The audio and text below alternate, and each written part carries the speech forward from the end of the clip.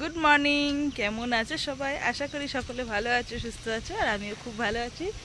একদম সকাল সকাল উঠেছি, এই যে ফুলের প্লাস্টিক হাতে নিয়ে, কেননা এই দায়িত্বটা কিন্তু বাবারই, সকালবেলা উঠে ফুল তোলে, যেহেতু বাবা বাড়িতে নেই তো সেই দায়িত্বটা এখন আমার পড়েছে। যাই হোক, চলো এখন থেকে ব্লগটা শুরু করলাম। অবশ্যই তোমরা ভালোবেসে দেখো, খুব ভালো লাগবে। আর সারাদিন কি কি কাজ নিয়ে আমি ব্যস্ত থাকি সেটা তো তোমাদের সঙ্গে শেয়ার করছি।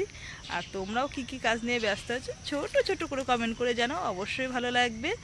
আর যারা আমার কাছের বন্ধু, দূরের বন্ধু আছে, আমি তো বুঝতে পারছি না, একটু যদি কমেন্ট করে জানাও তাহলে খুব ভালো লাগবে। বাবা বাড়িতে থাকলে না সকাল সকাল উঠে এই কাজটা করে। তো অনেক জবা ফুল হয়েছে গাছে, অনেকটা। কিছুটা জবা ফুল তুলে নিয়ে গেল আমাদের বৌমা। আমাদের বাড়িতে যে ফুল আছে না, মানে 4টে ঘরের যে আমাদের ঠাকুর আছে, ভালোভাবে পুজো হয়ে যায়, এত ফুল। আবার ছাদে কয়েকটা ফুল গাছ লাগিয়েছি, সেই ফুলগুলোও কিন্তু মানে অনেক ফুল ফোটে, মানে তুলে পুজো দিতে পারলে হয়।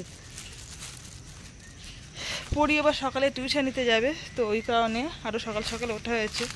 বললো মা উঠে গেটটা খুলে দাও, গেটটা খুলে দিলাম। তো যাবে 9টায়, উঠলো 7টায়। কিছুক্ষণ পড়াশুনো করে নিল, আমি বেশ কিছুটা কাজ করে দিলাম। উঠোন টুটোন ঝাড় দিয়ে নিয়ে একদম চেঞ্জ করে ভাবলাম যে ফুলটা আগে তুলে নিই, তারপরে বাসন কুসন মাজবো বা রান্নাঘরটার পরিষ্কার করব। আজকে সকালবেলা উঠেছি না, বেশ হাওয়া দিচ্ছে জানো তো। যদি একটু ঝুমঝুমিয়ে বৃষ্টি হতো তাহলে আরও ভালো হতো। মানে ওয়েদারটা নরম হলে না সত্যি কাজ করে আরাম হয়। যেহেতু দোকানে, বিশেষ করে বাড়িতেও যেমন তেমন, দোকানের কষ্টটা বেশি হয়। যেহেতু এখন দোকানে যাচ্ছি তো বুঝতে পারছি যে গরম পড়লে কতটা কষ্ট হয়। দেখো কত সুন্দর হাওয়া দিচ্ছে ফুল ফুলিয়ে, খুব ভালো লাগছে। এই যে সকালবেলাটা খুব একটা ওঠা হয় না তো আমাদের, বুঝতে পারি না সকালের ওয়েদারটা। আজকে উঠেছি, বেশ ভালো লাগছে। দেখো এই ছোট্ট একটা কাঁঠাল গাছে দেখো কত সুন্দর কাঁঠাল হয়েছে। 4টে হয়েছিল, একটা তো কেটে খাওয়া হয়েছে, তো সেটা অর্ধেক পেকে গেছিলো। আর একটা বোটাতে দেখো 2টো কাঁঠাল হয়েছে, আর এই একটা হয়েছে নিজ। মানে প্রথম হলো কিন্তু এবছর এই কাঁঠালটা। তো এই কাঁঠালটা কিন্তু বেশ বড়ই হয়েছে। আর গাছ দেখো খুব একটা বড় না, কিন্তু এই হচ্ছে ছোট গাছ একটা, ছোট্ট একটা কাঁঠাল গাছে কিন্তু খুব সুন্দর কাঁঠাল হয়েছে। ফুল তোলা হয়ে গেল, জবা ফুল। এবার এই সাদা ফুলগুলো তুলবো, তুললে কিন্তু মোটামুটি ফুল তোলা কমপ্লিট হবে। এই ফুলগুলো না বেশ ভালো লাগে, সিংহাসনে বেশ সুন্দর করে সাজিয়ে দিলে খুব সুন্দর লাগে। আর এই বর্ষা পড়লে এই ফুলগুলো কিন্তু বেশি, একদম সারা গাছ ভর্তি হয়ে যায়। জল পড়েছে না, এবার খুব সুন্দর হবে। কিন্তু কি একটু পিঁপড়ে থাকে, এই দেখো বন্ধুরা, পিঁপড়ে দেখেছো? দেখো একটু জলের ছিটে দিয়ে নিতে হবে। মাছ ধরিয়ে দেখি আলু বসানো কমপ্লিট হয়ে গেছে, তারপরে মোচা কাটতে বসবো। আর দেখছি আমাদের ওই রান্নাঘরে ছোট্ট একটা সাপ ঢুকেছে, তো ভয় লাগছে। তো সেই কারণে এখানে ভাতটা বসিয়ে দিয়েছি। আর ভাবছি এই রান্নাঘরেই যে কালে থাকা হবে, এখানেই রান্নাটা আজকে করে নেবো। মোচা কাটবো বলে মোচার হাঁড়ি, মোচা নিয়ে বসেছি। একটা কাঠ এনে দিতে হবে উনুনে। মোটা একটা কাঠ দিলে কি অনেকক্ষণ ধরে জ্বলবে, তো তাহলে বারে বারে আর উনুনের দিকে তাকাতে হবে না। এখন আদা রসুন মশলা আর কি হামান দিতে থেতো করা হবে, তো নিয়ে বসবো। একটা মোটা কাঠ দিয়ে দিলে কি আর বারে বারে উঠতে হবে না। কিন্তু মোটা কাঠের থেকে বরঞ্চ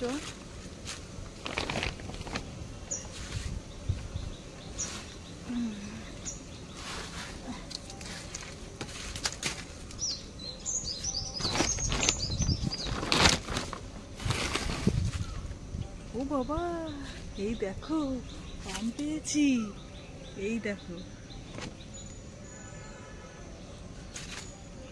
বাবা। বারে বারে ভয় লাগছে, মনে হচ্ছে যেন সাপ গায়ে উঠছে। যে সাপ দেখেছি না, সাপ দেখে ভয় লাগছে। আমাদের গাছের আম দেখো, একটা দুটো গাছে আম হয়েছে বুঝেছো, সেই আমগুলোই পড়ে যাচ্ছে। বাহ, ভালোই হলো, রদ দেখা আর কলা বেচা দুটোই হলো। কাঠও দিতে আসলাম, এদিকে আমও কুড়ানো হলো। তাহলে কিন্তু ওইদিকেও আম পড়লেও পড়তে পারে, জানো তো। ওই একটা আম পড়েছে, ওই দেখো, ওই দেখো প্লাস্টিকের ওপরে।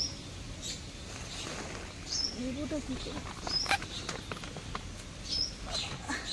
এই দেখো, ও একটুকুনি ঘেউ করেছে আমটা। চলো, এক হাতে কাঠ এক হাতে আম। চা গরম পড়ছে, একটা কাটান থেকে পুরো ঘেমে নিয়ে একাকার হয়ে গেছি। এই গ্যাসটা একটা সুবিধা দেখি, ঝপঝপ করে হয়ে যায় সমস্ত কিছু। এক্ষুনি দেখলে ভাত বসালাম, এর মধ্যে ফুটেও গেছে, তো তাড়াতাড়ি ভাত হয়ে যাবে। পড়ি এবার পড়তে গেছে, এসে এবার ভাত চাইবে যে মা ভাত হয়েছে। ও তো জানো একটু ভাত খেতে খুব ভালোবাসে, মানে একদম কমিয়ে দিতে হবে গ্যাসটা, খুব জোর হয়ে যায়। যাই হোক চলো কাজ করে নেব, আর মোচাটাকে কেটে নিই, ঠিক আছে? তারপর আদা রসুনগুলো বাড়ি দেবো। উনুনে একটা কাঠ এনে দিয়েছি। এই যে একটু বৃষ্টি হয়েছে না, একটু কাঠে জল পড়েছে, একটু ধোয়া হচ্ছে। রাতে বলে একটুও ধোয়া হয় না, খুব সুন্দর জানো না উনুনটা আমার। সকালবেলা তোমাদের সঙ্গে বলেছিলাম যে রান্নাঘরে একটা সাপ ঢুকেছে। তো সত্যি কথা বলতে রান্নাঘরে ঢুকে যে রান্না করব একটু ভয় ভয় লাগছে। তো সবজিগুলো নিয়ে আমি একদম বারান্দায় বসে পড়েছি। আর আজকে তো বৃহস্পতিবার, নিরামিষ রান্না হবে। আর এদিকে সবজি কাটছি, আর তোমাদের দাদা ভাই ওদিকে রান্নাঘরে রয়েছে, ওর রান্নাঘরে ও কাজ করছে ব্যবসা। তো সেটাই বসে বসে গল্প করছি আর এদিকে কাটছি। সত্যি কথা বলতে সাপটা বেরিয়ে গেছে, তবুও যেন ঢুকতে একটু গা শিরশির করছে। যাই হোক, এটা হচ্ছে কুদরতি আলু ভাজি করব, আর হচ্ছে ওদিকে ডাল করব, আলু দিয়ে ডাল বানিয়েছি। তো যাই হোক, আমার মোটামুটি এদিকে ডাল রান্না করা কমপ্লিট। তো ভাত নিয়ে একদম বসে পড়েছি। উচ্ছে আলু ভাজি করেছি, ডাল করেছি, আর কুদরতি আলু ভাজি। আর তবু তো জানো পরি কালেকশন করে নিয়ে আসে ওর বড় মা মেজমার কাছে তরকারি, ওটা হচ্ছে পনির তরকারি, আর এটা হচ্ছে চিকেন কষা। চিকেন কষাটা হচ্ছে আমাদের চপের দোকানের। স্নান টান করে একদম শুয়ে পড়েছিলাম। পরি ডাকলো, বা ওঠো ভাত দাও। এ মা, ওটা নষ্ট হয়ে যাবে মা। পেঁপে আর একটা লাউ ছিল, দূর করে ফেলে দিল। দেখো এখানে, এই যে এখানে বসবে খেতে।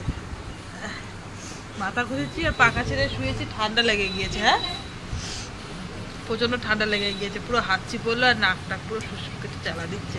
ভাত বেড়েছি তো ডেকে ডেকে কারুর রাখার পাত্তা নেই। এদিকে ভাত খাওয়া, এইমাত্র খাওয়া দাওয়া করে উঠলাম, আর রাতের জন্য একেবারে ভাতটা বসিয়ে রেখে দিচ্ছি। কেননা যখন দোকান থেকে বাড়ি আসছি, কালকে এসে তো 12টা বাজে, ভাত খেয়ে পুরো 1টা বাজে। তো ভাবলাম ভাতটা বসিয়ে রেখে যাই, তাহলে রাতে এসে আর কষ্ট করে ভাত বসাতে লাগবে না। এদিকে ভাত বসিয়ে ওদিকে দোকানের কাজ করি, কাজ করতে করতে কিন্তু আমার এদিকে ভাত হয়ে যাবে। ভাতটাও পুর দেবো, দিয়ে একদম রেডি হয়ে দোকানে বেরোবো, ঠিক আছে? তো এইমাত্র খাওয়া দাওয়া করে উঠলাম, আর এখন যাব হচ্ছে দোকানে। তোমাদের দাদা প্রচণ্ড গলা শুকিয়ে গেছে, তাই ফ্রিজ থেকে গ্লুকন ডি না কি বলে, ক্যারি ফ্যারি জানি না এইসব হ্যান ত্যান, ওটাই খাচ্ছে। আর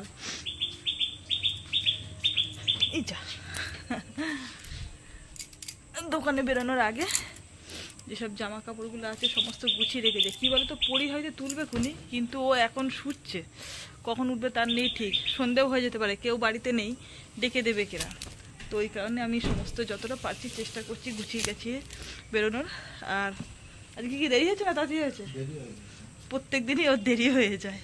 ঠিক আছে, চলো এখন দোকানে যাচ্ছি, আর দোকান থেকে বাড়ি এসে তারপর তোমাদের সঙ্গে ভিডিওটা সব শেয়ার করবো। কারণ আর দোকানের মধ্যে একবার ঢুকে গেলে না আর কোনো কিছু শেয়ার করতে পারি না, প্রচণ্ড চাপ হয়ে যায়। মানে একে তো লেট হয়ে যায়, তার মধ্যে ছোট্ট একটা দোকান, বুঝতেই পারছো, কু হ্যান হু হয়। তো যাই হোক, তোমাদের সঙ্গে গল্প করতে পারি না, যতটুকু গল্প করবো বাড়ি এসে, ঠিক আছে? চলো। তো কিছুক্ষণ হলো আমরা দোকান থেকে বাড়ি এসেছি, আর যেই বাড়ি এসেছি তারপরের থেকেই কিন্তু একদম মুষলধারা বৃষ্টি হচ্ছে। যেটা চেয়েছিলাম একদম সকাল থেকে যে কখন বৃষ্টিটা আসবে, প্রচণ্ড গরম পড়েছে, কি বলবো, একদম অস্বস্তিকর, সহ্য করার মতো না। তো অনেকক্ষণ অপেক্ষার পর কিন্তু বৃষ্টিটা ফাইনালি আসলো, আর সত্যি রাতে ঘুমটা কিন্তু দারুণ হবে। বিশেষ করে আমরা না প্রত্যেকেরই, কেননা এই যে গরম পড়ছে, সত্যি সারাদিনে মানুষ যেমন তেমন, কিন্তু রাতে ঘুমটা কিন্তু মানুষের মেন, সেটা কিন্তু মানুষের হচ্ছিল না, কেননা এতটা গরম পড়ছিল, তাই না? তো যাই হোক বন্ধুরা, দেখো আমিও শোবো, কেননা ঘুম পেয়ে গেছে, দুজনে শুয়ে পড়েছে, মেয়ে আর মেয়ের বাবা, বাকি রইলাম আমি। তো আমি ভাবলাম তোমাদের সঙ্গে একটু শেয়ার করি। বাইরে কিন্তু প্রচুর বৃষ্টি হচ্ছে, মানে কি বলবো, মুষলধারা বৃষ্টি হচ্ছে। তো যাই হোক বন্ধুরা, আজকে ভিডিওটা আমি এখানেই শেষ করছি। তো সবাইকে গুড নাইট জানাচ্ছি, কালকে সকাল থেকে আবার নতুন করে ব্লগ শুরু করব। আজকের মতন সবাইকে গুড নাইট, টাটা।